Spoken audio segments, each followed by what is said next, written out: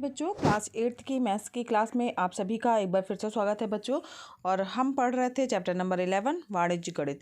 बच्चों इसके पहले के चैप्टर जो है हम वीडियो क्लासेस में पढ़ चुके हैं। अगर आपने अभी तक नहीं वीडियो देखे हैं तो चैनल की प्लेलिस्ट में वीडियो डले हुए हैं और वो देख करके आप अपना वर्क कंप्लीट कर सकते हैं, प्रश्नों को समझ सकते हैं और अपना जो अभ्यास के प्रश्न हैं उनको भी कंप्लीट कर सकते हैं।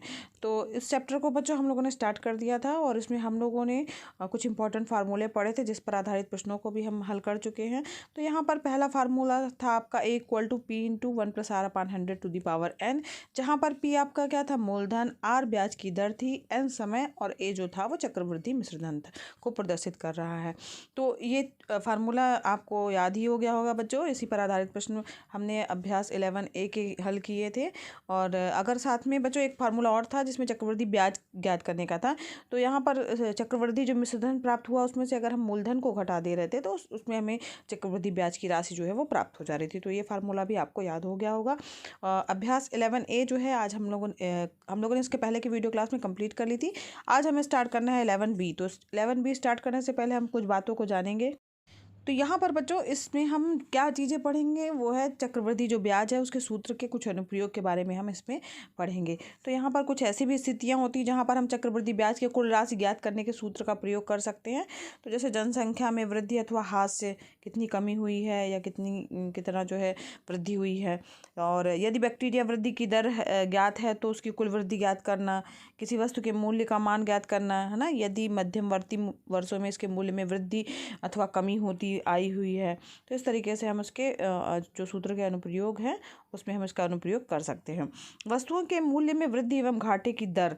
तो यहाँ पर बच्चों आपने देखा होगा कि कोई भी पौधा है तो वो धीरे धीरे बढ़ता है और वृक्ष बनता है। बच्चे भी जो होते हैं वो छोटे होते हैं, फिर धीरे धीरे करके ही आप लोग बड़े हुए हैं, किशोर हुए हैं, फिर इसके बाद में युवा अवस्था में पहुँचेंगे ना। तो इसी तरीके से जो है जनसंख्या भी जो है मान लीजिए बढ़ करके वर्तमान में और अधिक हो जाती है। जनसंख्या की जो ये बढ़त है बच्चों वो चक्रवृद्धि ब्याज की भांति ही होती है। इस तरह की वृद्धि को क्या कहा जाता है, धनात्मक वृद्धि कहा जाता है ना। तो इसका अर्थ यह है कि समय के बढ़ने से जो है क्या होता जाता है, जैसे जैसे समय बढ़ता जाता है बच्चों उसी तरीके से जो है इसकी वृद्धि भी जो है वो होती रहती है। तो यहाँ पर जो जैसे समय बढ़ेगा, ठीक है, तो बढ़ने के साथ ही चक्रवृद्धि के रूप ब्याज के रूप में जो है वो भी बढ़ता जाता है। तो इस दशा में चक्रवृद्धि जो मिश्रधन रहेगा, तो चक्रवृद्धि मिश्रधन के सूत्र में मूलधन के स्थान पर जो होगा वो प्रारंभिक मूल्य आएगा। ठीक है, चक्रवृद्धि ब्याज के रूप में बढ़ता जाता है तो चक्रवृद्धि मिश्रधन जब हम निकालेंगे तो जहाँ पर मूलधन आएगा तो वो प्रारंभिक मूल्य फिर से आ जाएगा। जनसंख्या इत्यादि के स्थान पर प्रतिवर्ष की वृद्धि और समय के स्थान पर दी गई अवधि को रख करके अंतिम या निर्धारित वर्ष का मूल्य या जनसंख्या इत्यादि ज्ञात किया जाता है। पुनः निर्धारित वृद्धि में अवधि में जो है वृद्धि को अंतिम स्थिति में से प्रारंभिक स्थिति को घटा करके ज्ञात कर लेते हैं। अब जैसे अगर आप जब इसके सवाल लगाएंगे तब आपको ज़्यादा समझ में आएगा। यदि मान लीजिए किसी वस्तु का वर्तमान मूल्य अगर मान लीजिए P है और वार्षिक वृद्धि दर जो है वो 8% की दर से वृद्धि हो रही है, तो n वर्ष के उपरांत उसके मूल्य A की गणना करने के लिए जो है ये सूत्र है। तो प्रथम वर्ष के लिए क्या हो जाएगा, P इंटू 1+r/100। यहाँ पे n की वैल्यू क्या है, 1 है, इसलिए हमने यहाँ पर 1 नहीं लिखा है। ठीक है, तो 3 वर्ष के लिए क्या हो जाएगा, P into 1+r/100 to the power 2 है ना। इसी तरीके से 3 वर्ष का होगा तो P इंटू 1+r/100 की पावर 3। अगर n वर्ष के लिए है तो P इंटू 1+r/100 की पावर n। ठीक है, तो ये आपको फार्मूला याद रखना होगा। तो ये यहाँ पर जो ये फार्मूला है ये अर्थात A इक्वल टू क्या हो गया, P into 1+r/n to the power n। ठीक है, तो ये आपका फार्मूला है। तो ये फार्मूला आपको याद कर लेना है, याद ही हो गया होगा आपको। अगर हम बात करें अब घाटे की कि अगर मान लीजिए मूल्य में घाटा होता है या कमी की दर को हम किस तरीके से निकालेंगे, या अवमूल्यन की दर को हम किस तरीके से निकालेंगे, या अवमूल्यन होता क्या है। तो यहाँ पर बच्चों कभी कभी समय के बढ़ने के साथ साथ वस्तुओं के मूल्य में कमी भी हो जाती है ना। आपने देखा होगा जैसे कि मशीन है, स्कूटर है, कार है, कार हो गया, अन्य संपत्तियाँ जब पुरानी होती जाती हैं तो धीरे धीरे करके उनका मूल्य जो होता है वो कम हो जाता है। तो इस कमी को क्या कहा जाता है, ऋणात्मक वृद्धि कहा जाता है। ऋणात्मक वृद्धि की दर को ही क्या कहा जाता है बच्चों, अवमूल्यन की दर कहा जाता है या घाटे की दर कहा जाता है। तो अब जब अवमूल्यन होता है तो वस्तु के मूल्य में जो है वो कमी जो है वो होती जाती है। तो कमी को जो है समय अनुसार चक्रवृद्धि ब्याज के रूप में संयोजित कर दिया जाता है और इसके लिए भी एक फार्मूला है। तो यहाँ पर हम आर जो लिया था हमने उसकी जगह पर हम क्या लेंगे, माइनस आर लेंगे। यहाँ पर देखिए ये दो फार्मूले हैं।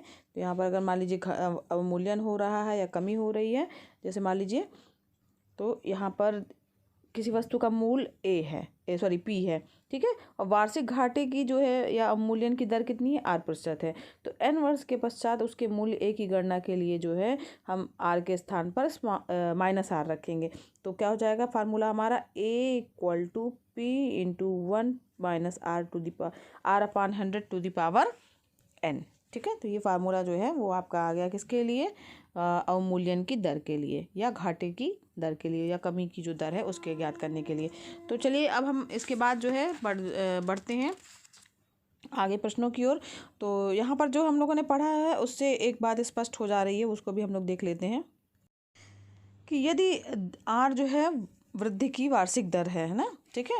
अगर वृद्धि के लिए हम बात कर रहे हैं, ध्यान दीजिएगा वृद्धि की बात कर रहे हैं हम यहाँ पे ना, तो वार्षिक दर है तो a = क्या हो जाएगा, p × 1 + r/100⁴n, जहाँ पर a जो होगा वो अंतिम मान होगा, p प्रारंभिक मान हो जाएगा और n जो है वो समय अवधि हो जाएगी वर्षों में। अगर यदि मान लीजिए वृद्धि की दर ऋणात्मक होती है या अवमूल्यन के रूप में होती है तो क्या हो जाएगा उसका फार्मूला, a = p × 1 - r/100⁴n, यानी दो फार्मूले हैं, एक में प्लस रहेगा, एक में प्लस आर रहेगा, एक में माइनस आर रहेगा, ठीक है। जहाँ पर a क्या हो जाएगा, अंतिम मान हो जाएगा, p प्रारंभिक मान है और n क्या है जो हो जाएगा वो समय हो जाएगा वर्ष में, ठीक है। तो इसी फार्मूले का यूज़ करते हुए हमें इस अभ्यास 11B के प्रश्नों को हल करना है। तो चलिए स्टार्ट करते हैं। प्रश्न नंबर 1 को देखते हैं। प्रश्न नंबर पहला प्रश्न जो आपका दिया हुआ है वो दिया हुआ, एक नगर की जनसंख्या 31 दिसंबर 1978 को कितनी थी, यहाँ पर 1 लाख, ठीक है, 1 लाख थी। यदि जनसंख्या में वृद्धि दर 10% वार्षिक हो तो 31 दिसंबर 1981 को उस नगर की जनसंख्या कितनी होगी। तो यहाँ पर आपको बताना है कि उस नगर की जनसंख्या कितनी होगी 31 दिसंबर 1981 को। 78 का दिया हुआ है, 10% वार्षिक बढ़ रहा है, तो आपको जनसंख्या बतानी है। तो आइए देखते हैं इस प्रश्न को कैसे हल करेंगे। तो यहाँ पर जो है सबसे पहले जो चीज़ें दी हुई हैं उनको हम लिखेंगे। तो यहाँ पर प्रश्नानुसार 31 दिसंबर 1978 को नगर की जनसंख्या p बराबर क्या दिया हुआ, 1 लाख, ठीक है। 31 दिसंबर 1981 तक का समय कितना हो जाएगा आपका, 3 वर्ष, ठीक है। दोनों के बीच में 78, उसके बाद 79, 80, 81, 3 वर्ष हो गए आपके। तो यहाँ पर 3 वर्ष, n क्या हो गया आपका, समय हो गया। जनसंख्या वृद्धि की दर दिया हुआ है, r कितना दिया हुआ, 10% वार्षिक दिया हुआ है। तो ये जो चीज़ें दी हुई हैं प्रश्न में उसको सबसे पहले आपको लिखनी है। इसके बाद जो है जो चीज़ पूछा गया है कि 1981 को उस नगर की जनसंख्या कितनी होगी, तो इसका मतलब है कि हमें एक जो है वो ज्ञात करना है। तो मान लिया कि 31 दिसंबर 1981 को नगर की जनसंख्या a हो जाएगी, मान लीजिए, ठीक है। तो ए फार्मूला आपको पता ही है, वृद्धि हो रही है तो वृद्धि वाला फार्मूला आप लगाएंगे। तो a = p × 1 + r/100⁴n। अब उसमें आप मान रख दीजिए जो जो मान दिए हुए हैं। p का मान 1 लाख रख दिया हमने, r का मान 10 रख दिया और n का मान 3 रख दिया, ठीक है। तो जब आप इसको हल करेंगे तो ये आ गया आपका 1,33,100। तो जनसंख्या कितनी हो जाएगी, 1,33,100 हो जाएगी 3 वर्ष में, ठीक है। समझ में आया ना, केवल प्रश्न में जो है आपको मान रखना है। तो इसी तरीके से बच्चों इसका नेक्स्ट प्रश्न भी है। अब नेक्स्ट प्रश्न जो है आपका होमवर्क हो गया। अब आगे बढ़ते हैं इसके बाद तीसरे प्रश्न की ओर। तो जैसे किसी भी क्षेत्र की जनसंख्या में 6.2/3% वृद्धि जो है वो प्रतिवर्ष हो रही है। 3 वर्ष बाद जो है वहाँ की जनसंख्या कितनी होगी, यदि वहाँ की वर्तमान जनसंख्या दिया हुआ है 33,750 है, ठीक है। तो यहाँ पर जनसंख्या की बात हो रही है, तो जो जो चीज़ें पहले दी हैं आपको सबसे पहले तो वही लिखनी है। तो जनसंख्या की दर दी हुई है 6.2/3% यानी 20/3% वार्षिक, ठीक है। फिर वर्तमान जनसंख्या दी हुई है, कितनी हो गई है, p का मान दिया हुआ 33,750 जो कि दिया हुआ। n जो है वो 3 वर्ष इसमें दिया हुआ, प्रश्न में ही दिया हुआ 3 वर्ष, तो यहाँ पर n = 3 वर्ष हो गया।